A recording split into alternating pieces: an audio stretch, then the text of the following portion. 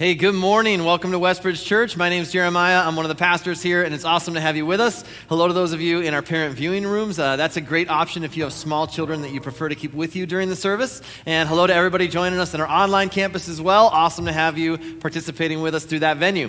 And I've got my Say Yes shirt on. So I see people with this, and anybody that's wearing one in the lobby, I just walked over and I go, yes. It's just a stupid dad joke. It's all right. It'll hit you later.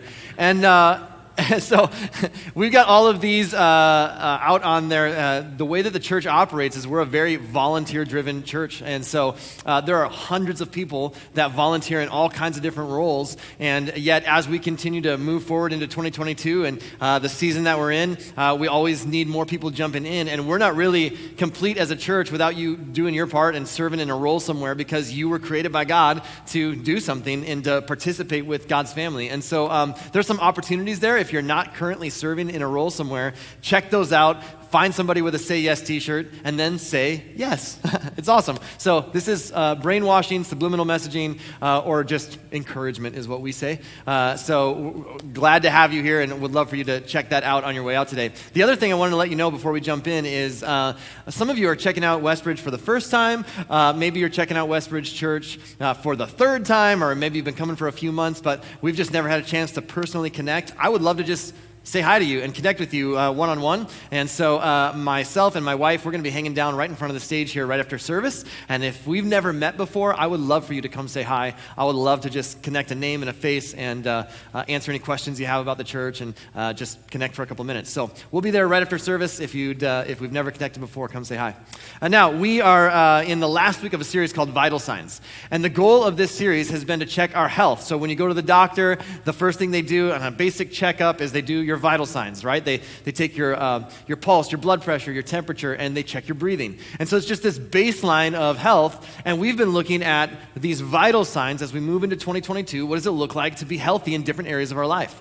And so we said the very first week, here's some spiritual vital signs. Like, this is kind of basic spiritual health. And then last week, relational vital signs. This is what it looks like to be healthy when it comes to our relationships. And so today, we're going to wrap up this series and we're going to look at financial vital signs. And I know what you're thinking. Yes, I love when the church talks about money. I'm very aware that many people have this perception that the church is just all about money. Okay, so if you've not made a decision to follow Jesus, maybe you're exploring what faith is, you're exploring what this whole God thing is in church and all that kind of stuff, I hope that today is inspiring for you. I hope that today is just an opportunity for you to listen and to be inspired. And my prayer is that you'll be able to listen to this topic in a way that is it's a topic that can be confusing and misunderstood, and oftentimes in churches sometimes can be abused.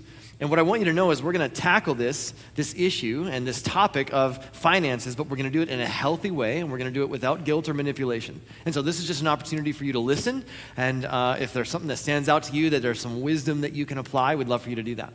Now, if you are a follower of Jesus, you've said, yes, I want to be a part of God's family, I want to live my life following God's way, then this is not a place for you to feel guilty. That's not our goal at all. But it is a place, I believe, to respond in obedience once we discover what Jesus teaches. And so as we're made aware of what the scriptures teach and what Jesus models for us and teaches for us, that we respond in obedience as we do our best to follow him. And I sincerely believe, based both on scripture and my own experience, that you will discover God's teaching on money is the best way to invest your resources and to live your life. And yet, I also know we don't often arrive at that clarity overnight.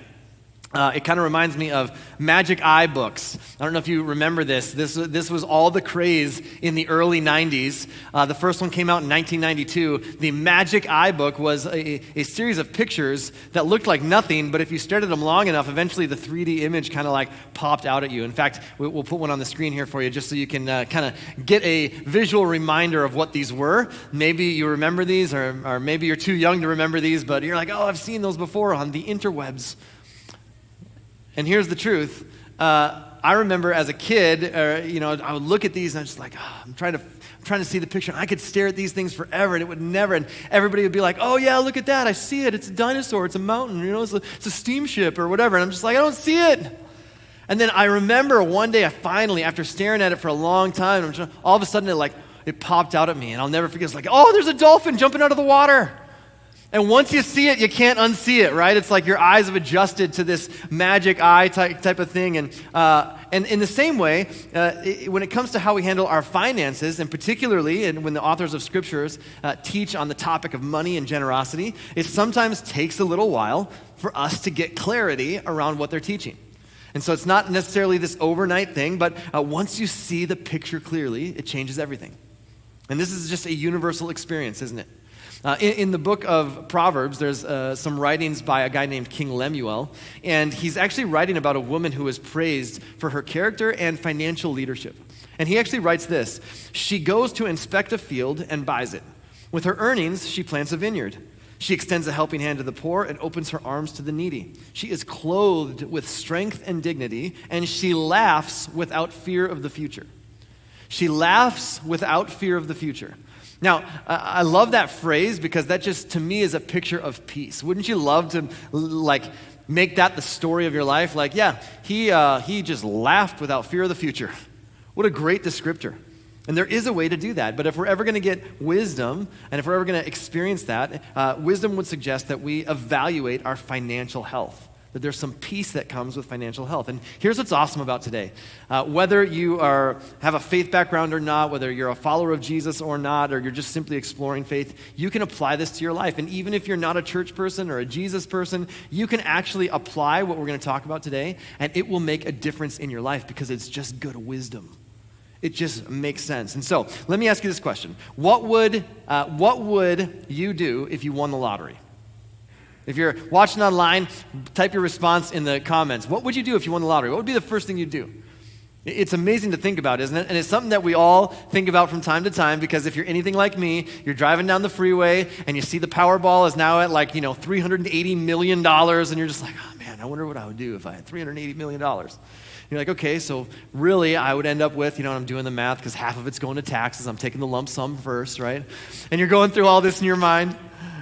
And then you're like, okay, so even if I end up with $150 million, dude, that's life-changing money. Okay, here's what I do, and I'm thinking through all this stuff. Would I move? Would I, what would I would definitely fix that cupboard in my kitchen, And here's the thing. It's amazing to think about, and yet you can see what happens when people actually do win the lottery. There's a guy named Brad Duke in 2005 who won several $1 million, and he immediately set a goal and said, I'm going to invest this. And my goal is, if I invest this right, I could reach $1 billion in my lifetime, make my net worth $1 billion. And he's well on his way to doing that.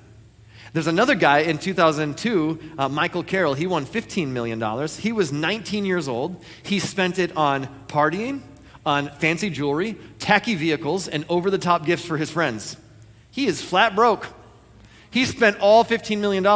And we kind of groan, dude, why would you do that? And yet, studies tell us, and just flat out, the statistics show that 70% of lottery winners go broke within 7 years. Because they don't manage it well, they spend all of it. And even though that's the norm, we would all love a shot at winning, wouldn't we? Sometimes people ask me, if somebody from Westbridge, let's just say they played the lottery, they won the Powerball, right? They won the $380 million or whatever, they took the lump sum, and they wanted to tithe to Westbridge. Would you guys even accept that, knowing where it came from? And my answer is always, yes, in a heartbeat, yes, we would.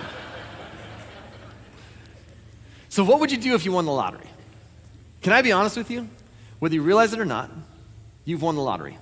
And I've won the lottery. In so many ways, we have won the lottery in so many different areas of our life. When I was born in 1980, there were 4.4 billion people in the world. Imagine a vat with 4.4 billion lottery tickets, and you pull one of those out, and that's got all of your information printed on it. It's got things like gender, race, nationality, passions, opportunities, access to education, health, parents, IQ, personality, abilities, the region of the world you're born in. All of these things were things I didn't choose. I didn't choose any of this, right? And all of that's on one ticket. I was born February 2nd, 1980, and though I didn't realize it at the time, I won the lottery. I really did. I was born in the United States of America. I didn't get to choose that. And so only 15% of our world is considered developed country in the sense that there's high level of technology and infrastructure and relatively stable economy. And in the United States of America, we have more than enough food. We have access to clean water. I was thinking about this the other day. I was getting water at my fridge, And it comes out, in this tiniest little stream ever in refrigerator water dispensers. And I'm sitting there and it's like, oh my gosh, this takes like 30 seconds to fill up, And then I found myself going, and there's a well at my house. It's got to pump it from a well, pumps it through, and then it goes through a filter, it cleans it sends it to my refrigerator, and I'm like, come on, it's still not fast enough. And we actually contribute as a church to well projects where we dig one well for an entire community to share, and they got to pump it. And I'm not satisfied because the well that I own at my own house, so that's my own well for my own family, isn't pumping it to my fridge fast enough. Think about that.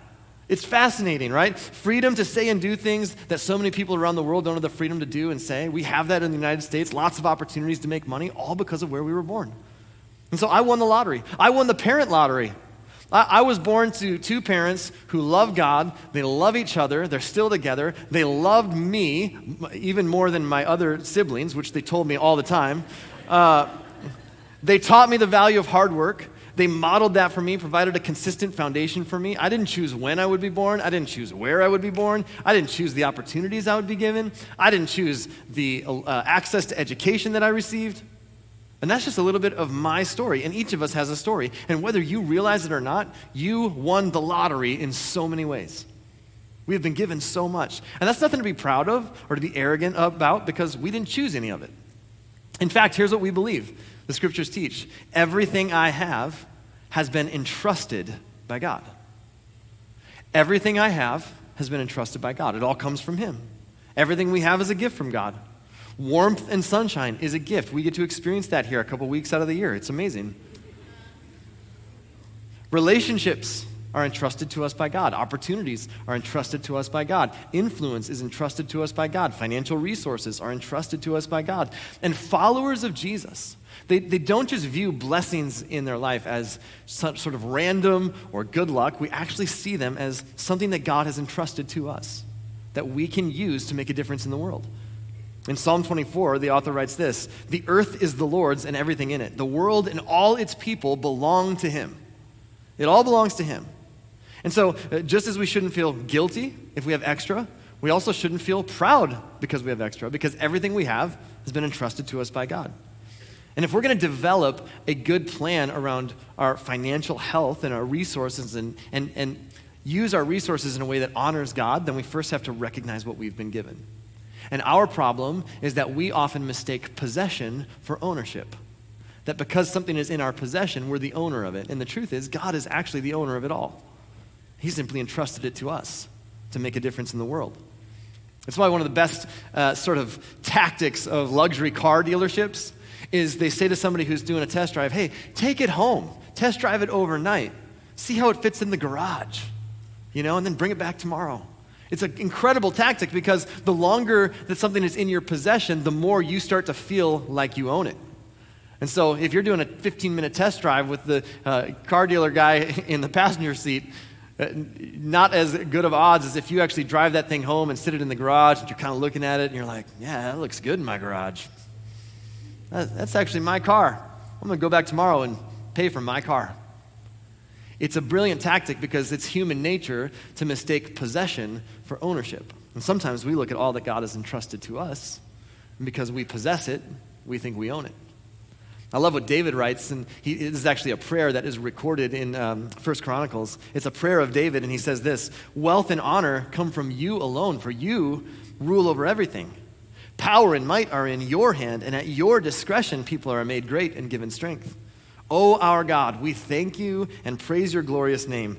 But who am I, and who are my people that we could give anything to you? Everything we have has come from you, and we give you only what you first gave us." He goes, God, he's making this offering, but in his prayer, he's like, God, here we are, we're bringing this offering to you, but the truth is, you're really the owner of it all. We're just giving back to you what you've already given us in the first place. That is the mentality that followers of Jesus have, that every good thing in this world is a gift from God, that life is a gift. And sometimes it's easy to forget that because we're the ones working hard, developing skills, pulled myself up by my bootstraps. I'm the one setting that alarm at 5 a.m. every day, and getting up. And the truth is, we learn early on in Israel's history, Moses actually warns the Jewish people that if they ever become wealthy, they need to remember it's a gift from God. He actually writes this: He, speaking of God, did all this so you would never say to yourself, I have achieved this wealth with my own strength and energy. Remember the Lord your God. He is the one who gives you power to be successful. And because we're surrounded by so many gifts, because in the world that you and I live in, because we're surrounded with so many blessings, because we've been entrusted with so much, because we've won the lottery in so many ways, it can be really easy to lose sight of that. And most of us are reminded of the gifts we have only when we bump into people that have less than us. And because of the gifts and opportunities, we've got to ask these questions. These are the most basic questions you can ask about financial health. What have I been given, and how will I manage it? What have I been given? How will I manage it? When someone has been given power, when someone has been given influence, when someone's been given opportunity, when someone's been given financial resources, we believe there is a responsibility to invest it wisely. Not just financial resources, but anything that's been entrusted to us.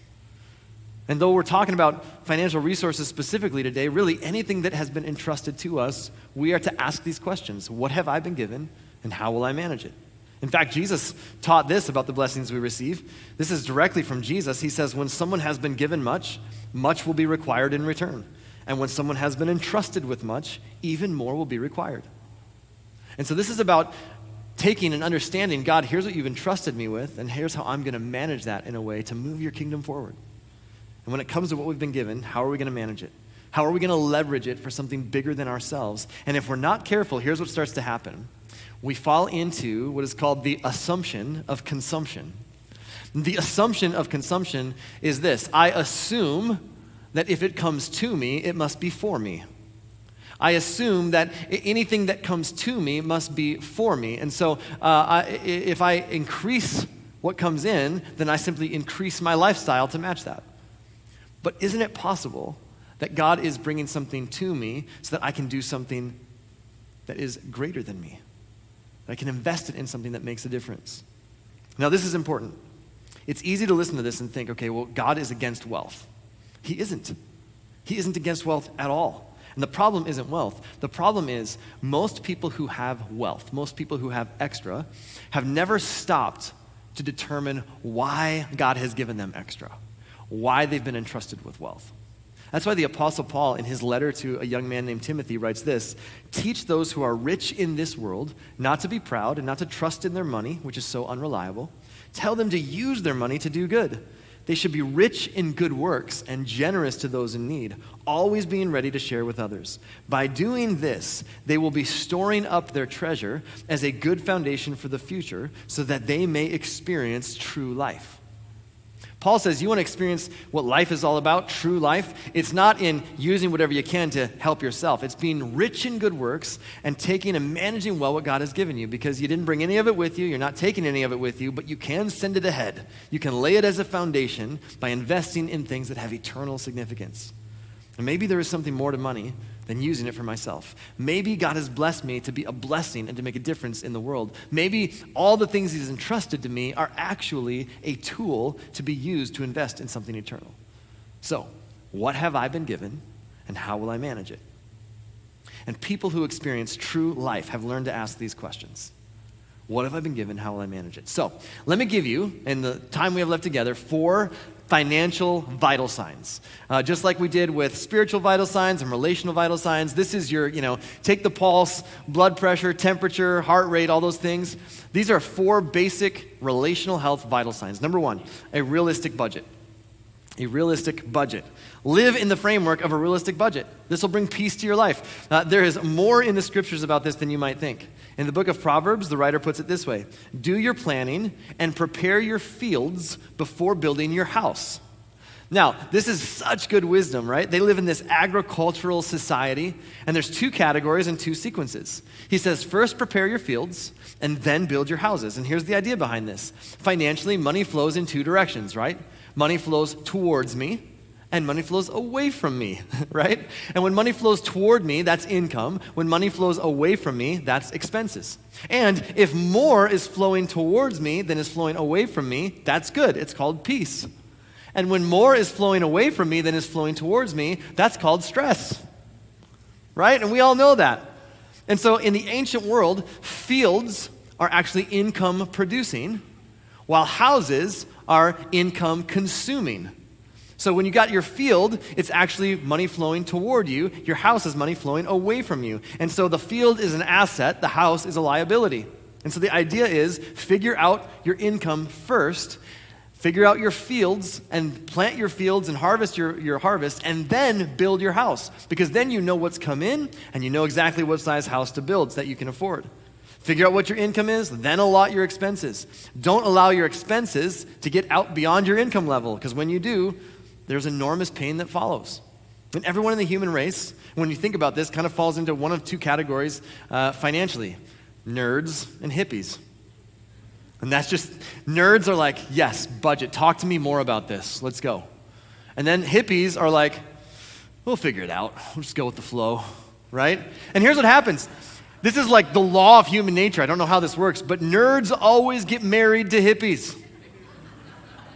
Like, look at your marriage relationship. One of you is a nerd, one of you is a hippie. It just happens. That's why a lot of relational tension happens around money, because one of you is trying to budget and the other one's trying to spend it all. And in our marriage relationship, I'm the hippie, right? I'm just like, hey, whatever. And Cherry's the nerd.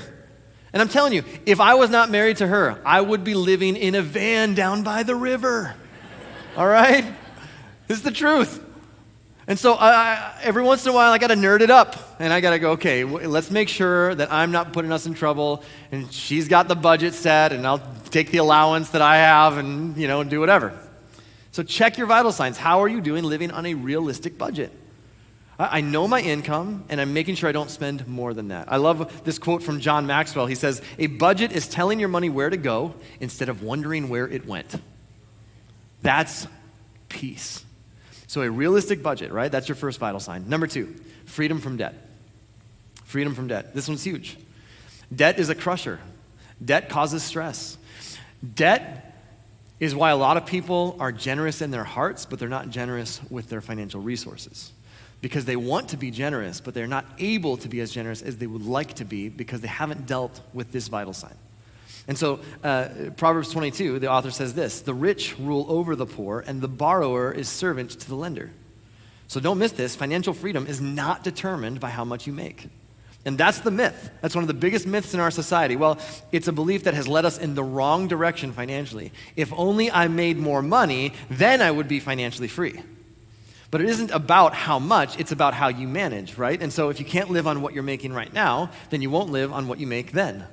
That's just a principle. Financial freedom comes not from making more.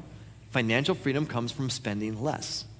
It's bringing my income in line with my expenses and bringing my expenses in line with my income, making sure that I'm not spending more than I'm bringing in. And here's a great idea around this. It's always better to want something now than to owe something later. An unmet desire right now, you can live with that. It's really difficult to met with an unmet debt later. I would rather want something now and not be able to get it than get it now and owe on it later. Don't buy into this myth, this idea that says, I can't afford to live on what I make. Here's the truth. You can't afford to live on what you make and maintain your current lifestyle. So if you want to get rid of debt and you want to experience peace, the way to do that is to make some changes in your life, to work towards freedom and margin, which ought to be very encouraging. My goal is not to stress you out. My goal is to give you some hope, because that means no matter how much you make, you actually can be financially free. And all you have to do is bring your spending in line with your income. But here's why this is so difficult. We don't like to wait for stuff. We like to take shortcuts. It's just human nature, and that's not how things have always been. But now you can get so much on credit. Oh, just put it on credit, and you end up getting yourself in debt more than you ever thought you would. Some of you are old enough to remember something called layaway. It's just this crazy idea where you'd be like, hey, I want to buy this thing at your store, but I don't have all the money for it. And they're like, that's okay, we'll just lay it away for you until you can pay all of it off. Well, can I just take it now and pay you? And they're like, well, no, that's crazy. But you can make payments on it, and then once you've fully paid for it, then we'll give it to you. We'll just hold it behind the counter here. Layaway. We lay it away. And then here's what's crazy. Once you pay it off, you get it, and it's brand new. Now what happens? By the time you're done paying something off in our society today, You don't even have it anymore. It's in shrink wrap in storage somewhere, right? You're like, oh yeah, I just finished paying off that thing. I'm not even using that anymore. It's already gone. Here's what, again, Paul writes to Timothy. True godliness with contentment is itself great wealth.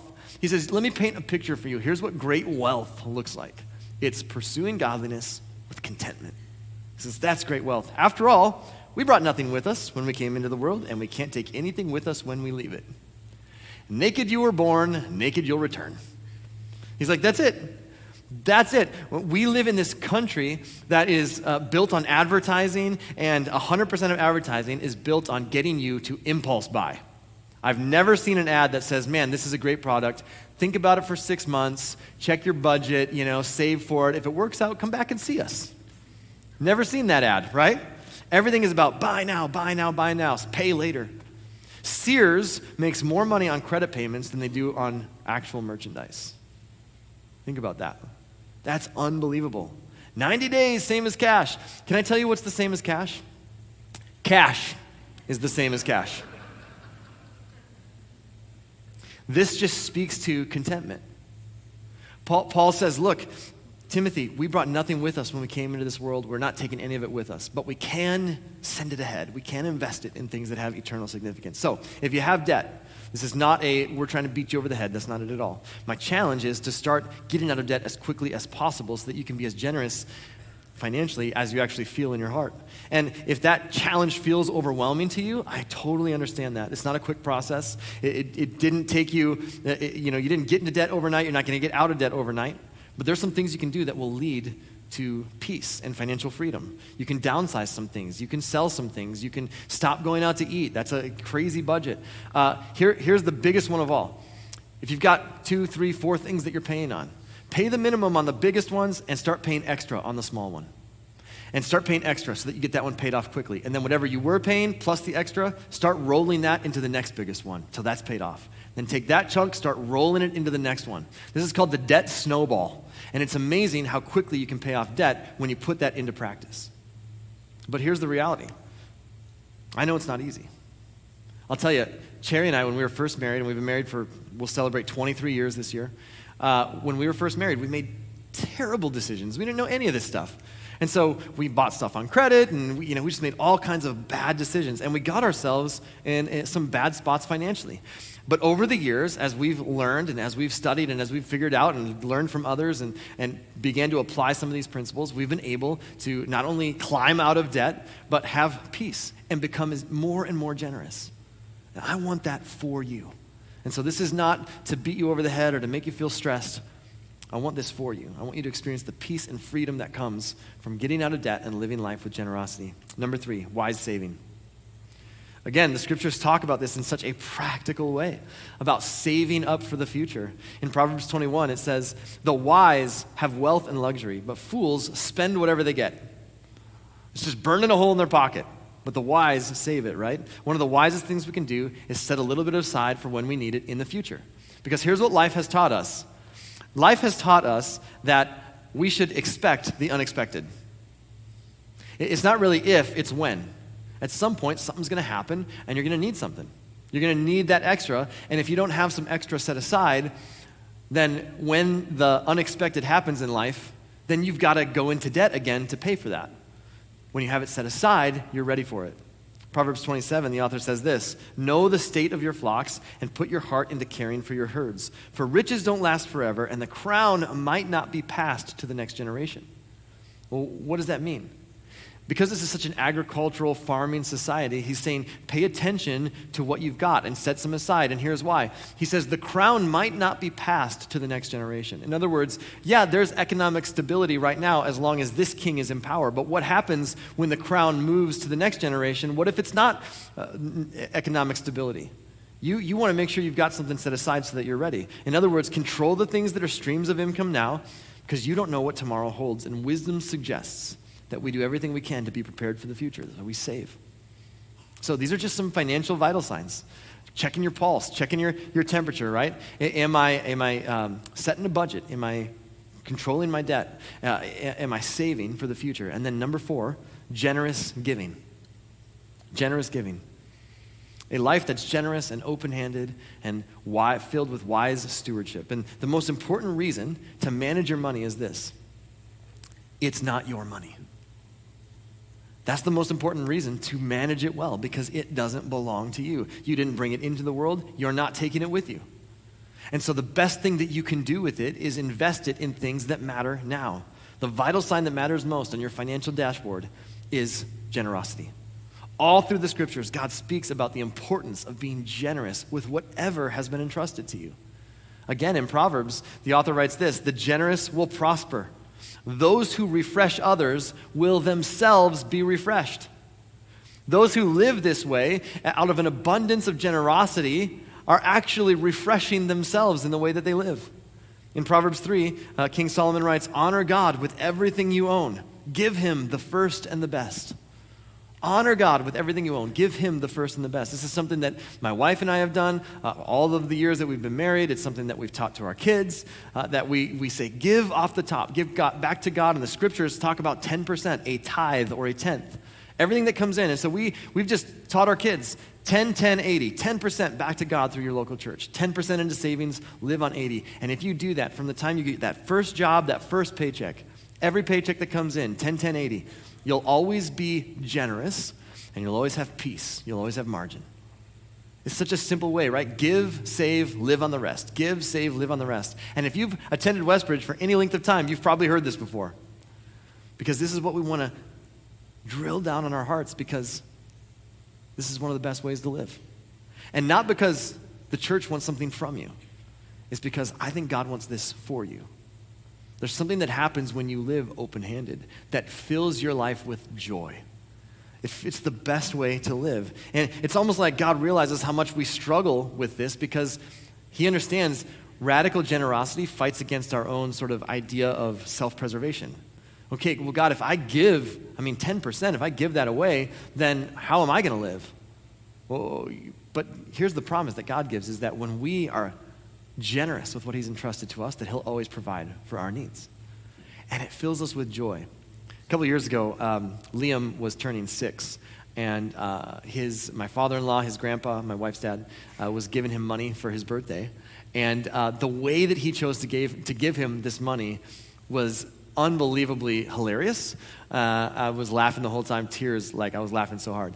And we actually filmed it. I want to show this to you just as an example of the joy that comes in generosity. Check this out. Grandpa knows how to do it. He gets a lot of hugs that way. I get another hug? Well, that's all hugs. Well, no, I get another hug?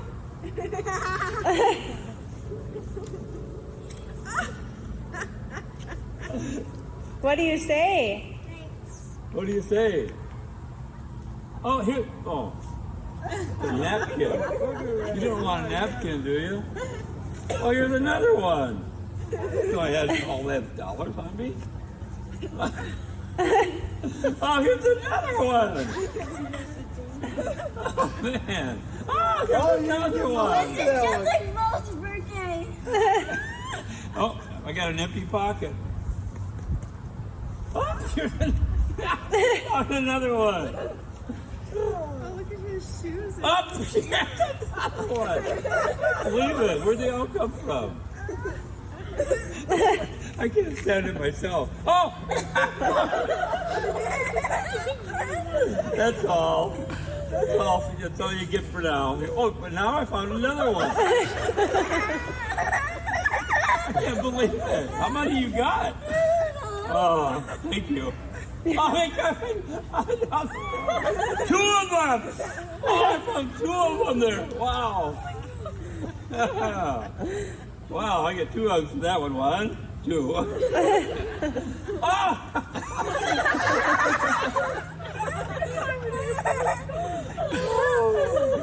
Oh, I got a headache from laughing.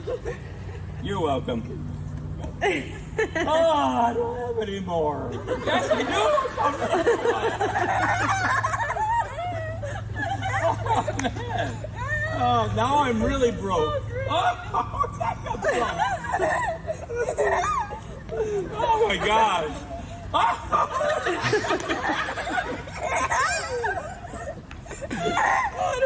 God, I'm broke.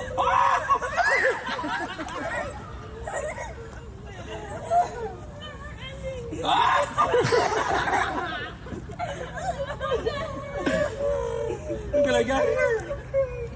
An empty pocket.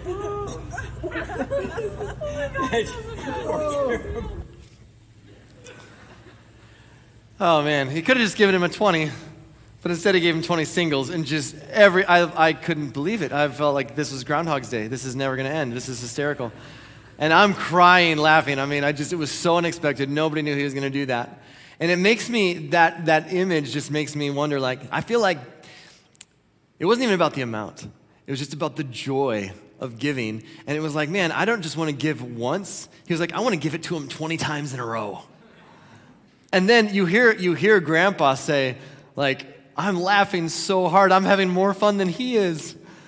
And I wonder sometimes if that isn't what God does with us. And he's just like, hey, here's some more. And then he's like, oh, no, I got more. Oh, no, I'm never running out. Because the truth is, God is a good father who loves to give us good things. He just wants us to have the right mindset that has been entrusted to us by him and recognize he's really the source of it all, and his pockets never run out. And when Cherry and I, got married, we struggled with this because we didn't make very much money. And so we determined, okay, if we wanted God to be involved in our finances, then we've got to handle our finances God's way. We've got to do that. And so we just made that determination. And I'm telling you, I'm so, so glad that we did. And when we receive prayer requests all the time here at Westbridge from people who are looking for financial help, financial assistance, and everybody needs help from time to time. That's totally normal. But here's what's fascinating to me is when I have conversations with people sometimes about, hey, we just really are praying that God will come through in our finances. And then when we have conversations with them about, well, how are you handling your finances? You're giving out of what he's entrusted you already, right? Well, no, we don't really do that. And it's always fascinating to me because what we're saying is this: God, I want you to intervene in my finances as long as it works, work it out for me, but I don't want to be obedient to you when things are going well. When I have it, I don't want to be obedient to you in that area, but I need you to come through and be involved in my finances. I just don't want to handle my finances the way you've asked me to the rest of the time. And there's such an incongruence to that. And that's not to beat anybody over the head or to make you feel guilty. It's simply to make you aware. Cherry and I were challenged in this early on in our marriage, and we just determined we've got to do this. From a spiritual perspective, every time that you give to God first, what you're saying is this: God, I'm communicating faith in you. I'm communicating that I'm going to give you a percentage of what you've entrusted to me, and I'm trusting that you're going to provide for me to live on the rest.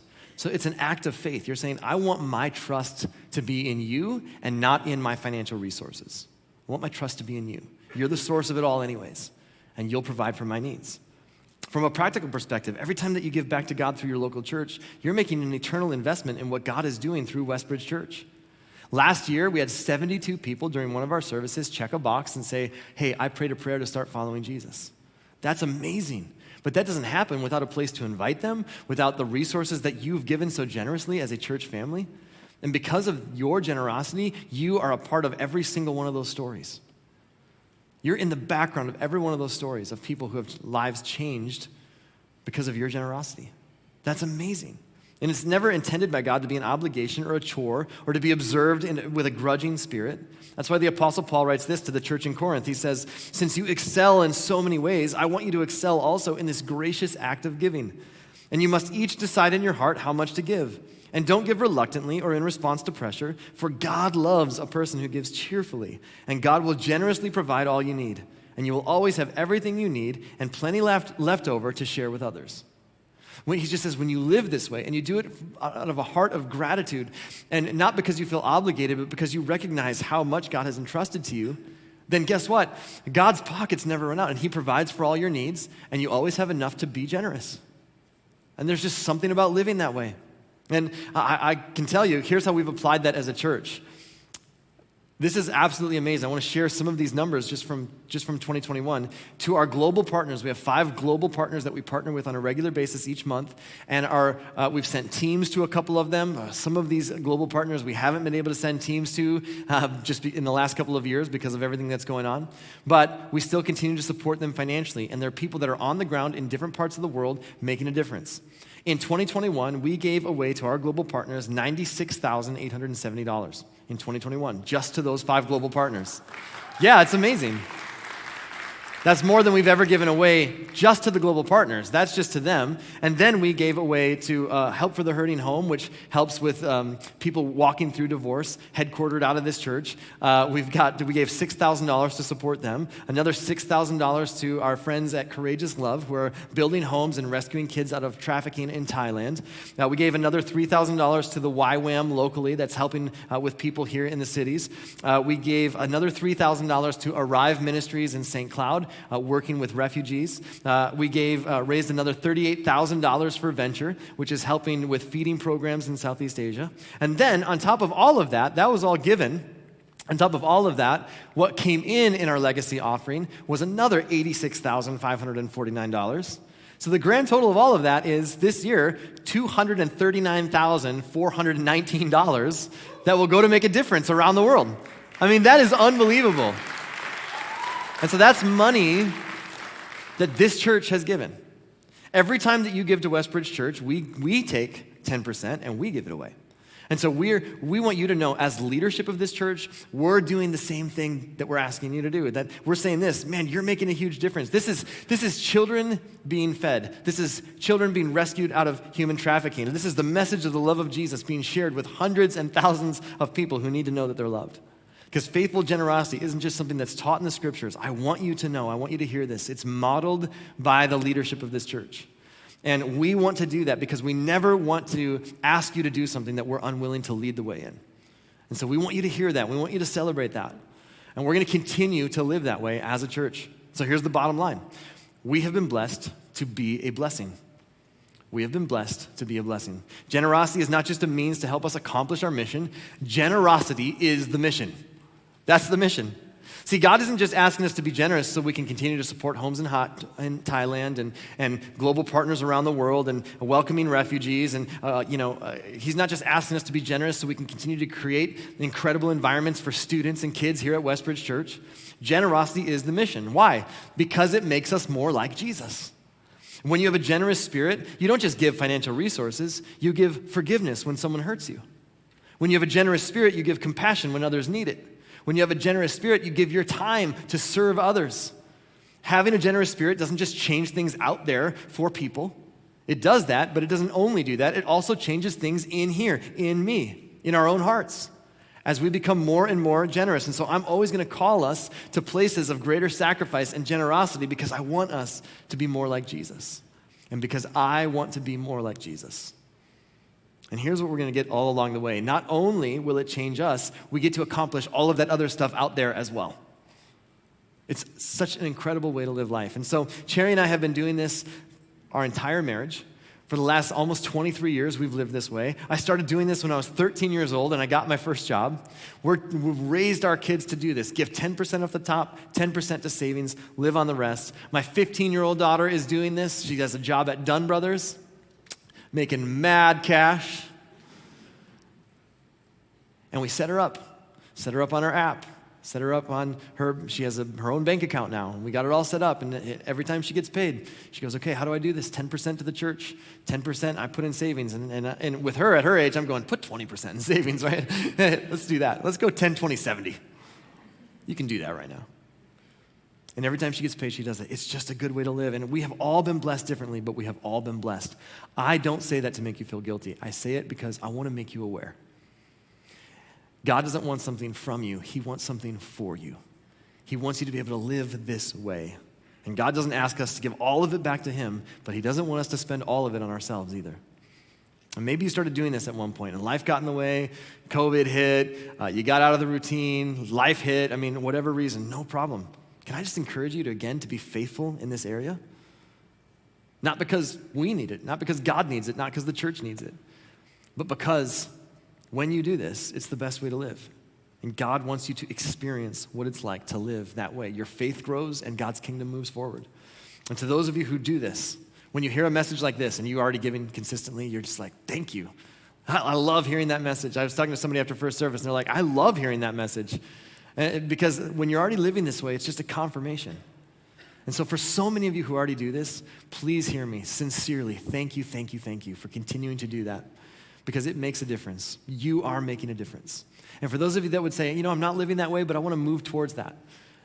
take a step and move in that direction. Use these financial vital signs and say, okay, how can I start that in 2022? And begin to live generously with what God has entrusted to you. One of the most famous verses in all of the scripture, probably the most popular quoted verse in the Bible, is John 3:16. And it goes like this: "For God so loved the world that he gave." There's something about love and generosity that go hand in hand. It's really difficult to love and not be generous. And God so loved you, God so loved me, that he gave. He gave his one and only son. He gave him to the world so that anyone who puts their trust in him, and anyone who believes, anyone who puts their trust in Jesus and begins to follow him will not die. Your body will die, but you won't die. You will live forever. You will experience eternal life. And so Jesus came into this world as a gift from God, and this incredible expression of love and generosity allowed himself to be put to death. His body was laid in a tomb, and according to multiple eyewitness accounts, he rose from the dead. And that means death is not the end. There's more to this life than this life, and you've been invited to be a part of God's family. And you don't earn your way in, you don't behave your way in, you don't church attend your way in. It's just an invitation that's been extended to you. And it also helps us realize that because Jesus overcame death and there is eternity, that whatever I've been entrusted in this life, my resources, I can actually invest that in things that have eternal significance. And so, if you've never said yes to the invitation to be a part of God's family, I want to invite you to say yes to following Jesus, to surrender your life. That means you're saying, God, I want to give you control of the steering wheel of my life. I want to surrender to you, and I want to live life your way. And as best as I know how, I'm going to follow your way of living life. And if you've never done that before, you can just agree with this prayer as we close. God, please forgive my sins. Forgive me for those times where I've lived life my own way and I've walked away from you, and I thank you that you never walk away from me. And I want to say yes to the invitation to be a part of your family. Make me your son, make me your daughter, and then help me. Give me the strength and the wisdom as best as I know how to follow your way of living life from this moment on. And God, I pray for every one of us who are doing our best to follow you. We just pray that when it comes to this area of financial resources, that you'd give us the wisdom to live in a budget, to get rid of debt, God, to save wisely so that we can give generously. Many of us are generous in our hearts, but we want to be more generous with our resources. And so may we move in that direction, knowing that God so loved the world that he gave. And may we, as a church, make a difference here in our community and around the world. I pray this in your name. Amen.